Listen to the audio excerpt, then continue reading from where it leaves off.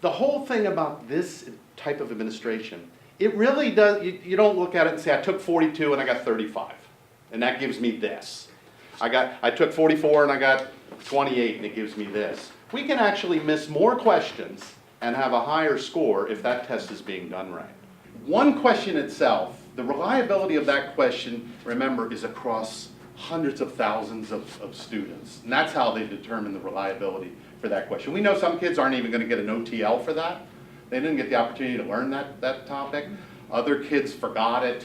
Other kids, you know, there's a multitude of things. There's a couple of types of places that we don't know as much. The kids that do really well and get them all right, we really can't estimate them as well because they've gotten everything right. How do you estimate that? Could they even be higher? So there's a couple of, and then the kids that don't get anything right.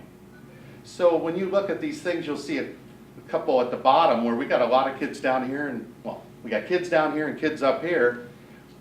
We don't have a good estimate of their knowledge, really.